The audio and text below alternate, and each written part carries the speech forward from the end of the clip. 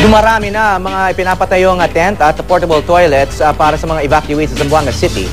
Patuloy din ang pagbuhos ng relief goods mula sa iba't ibang ahensya at grupo. May news to go si Haji Rieta live. Haji.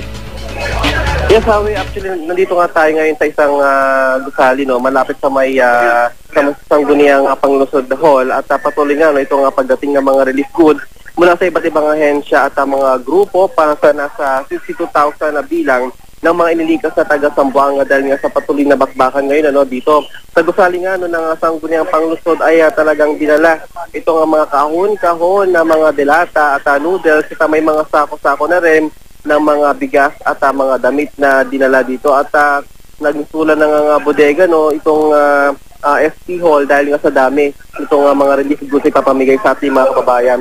Bukod dito nga ay may mga sako rin na bigas kung saan niluluto ito sa mga community kitchen sa Maya Grandstand nang sa ganun ay ready to eat na para sa mga para sa ating mga nilikas na kababayan. Dito kasi may pinakamaraming residente ang nilikas at sa huling tala nga ay nasa 44,000 individuals ang nananatili ngayon doon.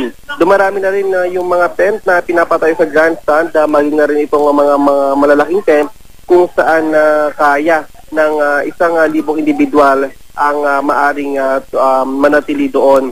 At nagdagdag na rin Hawi ng mga portable toilets sa grandstand para sa kanila. Naging problema kasi ito Hawi itong mga nakarang araw dahil walang maayos na palikuran itong mga residente natin. Sa presscon kahapon Hawi, sinabi ni Zamboanga City Mayor Beng Climaco na dapat ay managot ang grupo nga ng MNLF dahil itong kanilang pagsalakay nga sa lugar at sobrang perwisyo raw itong kanilang nararanasan ngayon lalo na at malaking epekto nga itong nangyayari ngayon lalo na sa mga taga-Zamboanga. Nitong Webes Hawi ay huli niya raw nakausap si Nor Miswari at itinurn over ng araw ni Miswari kay Habira Malik ang mga desisyon. At sa pinakuling tala ng otoridad Hawi ay tatlong mga polis ang patay. Samantala sa halin naman ng Armed Forces of the Philippines ay 7 ang patay na, 46 naman ang sugatan. Sa mga civilian naman ay 4 ang patay at 22 ang sugatan. At sa mga hostages naman Hawi ay 18 itong napalaya na. Sa hanay naman ng paksyon ng MNLF ay 42 na raw itong kanilang naaresto at 25 itong kanilang napatay na base raw iyon na Hawi sa actual count ng bangkay na kanilang nakita Hawi. Haji, para dyan sa mga evacuation centers, dahil nagkaroon na ng forced evacuation, syempre dumarami na yung mga lumilikas dyan sa mga centers na yan. Ano ba yung pinakamalaking pangangailangan ayon sa mga organizers? At paano makatulong yung mga nasa labas? Yes, Hawi. Ang talagang pangunahin at pinakamalaking pangangailangan nga talaga nila yung pagkain at yung kanilang masisilungan.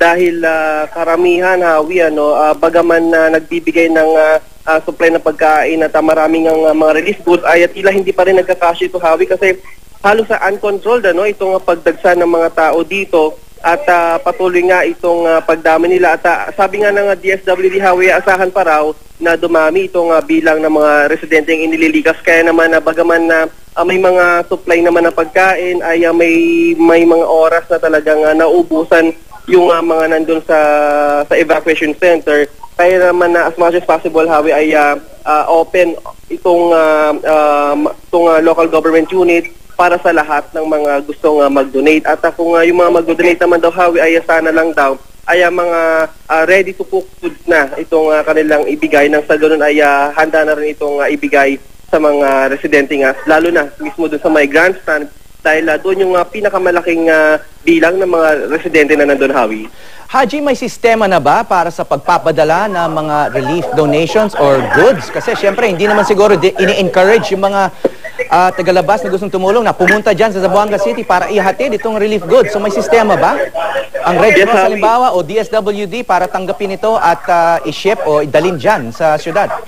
Yes, Hawi. At maaari nga na makipag-ugnayan sa Red Cross at sa DSWD at maaari din meron kasing isang binuo na committee dito sa LGU at sila yung dapat na kausapin kung magpapadala ng mga relief goods. At kung magpapadala nga daw ng mga relief goods, Hawi, ay sana makipag-ugnayan sa local government unit at huwag dederecho doon sa mga lugar kung saan may mga residente na naka-stay nga ng mga iniligas ng sagon para daw hindi magkagulo itong mga residente, Hawi.